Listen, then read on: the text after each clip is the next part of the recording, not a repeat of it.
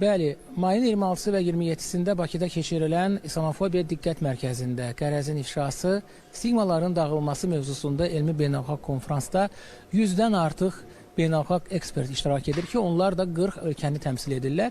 Mənim hazırda həmsöhbətim var.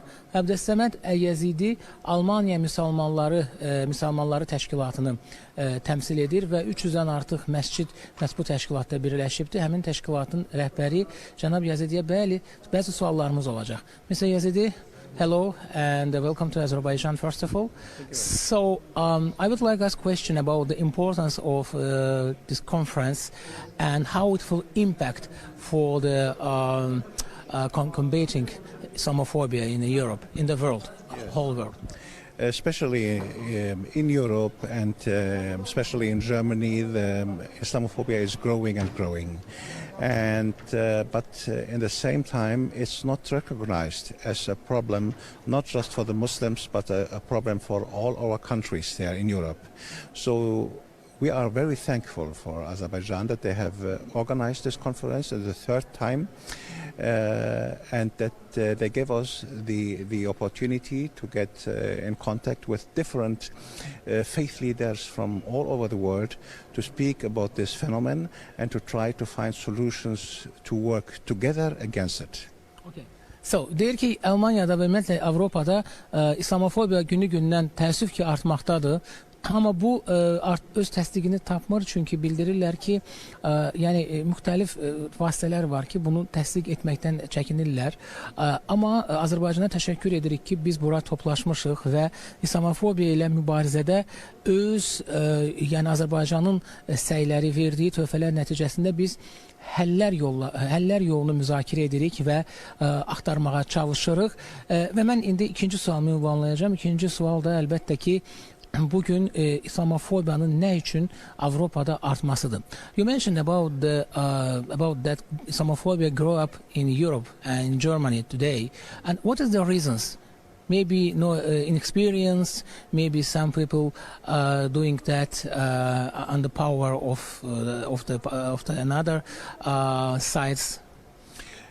Germany has received in 2015 a lot of refugees from different Islamic countries, like from Iraq, 2015, like from Iraq and Syria and others.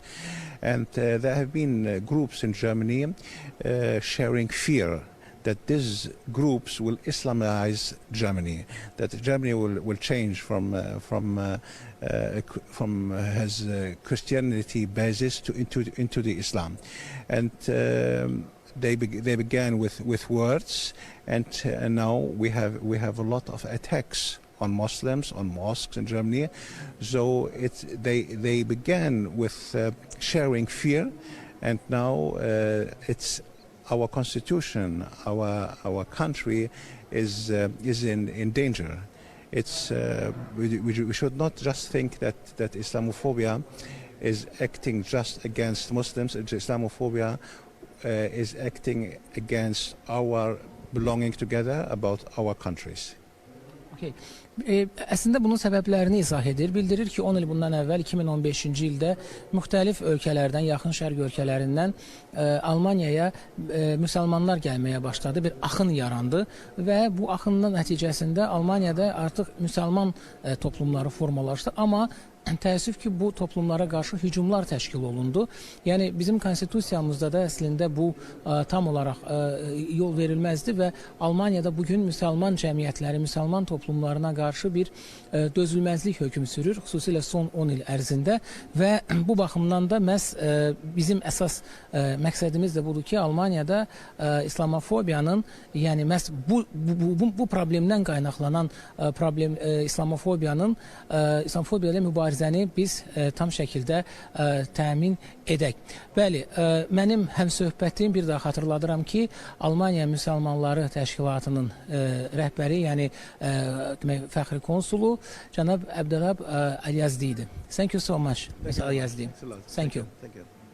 Bəli, bizim isə yayımlarımız davam edir və bugün artıq öz işini yekunlaşdıracaq İslamofobiya Diqqət Mərkəzində Qərəzin ifşası istiqmaların dağılması mövzusunda elmi beynəlxalq konferansdan son xəbərləri çatdırmaqda davam edirik.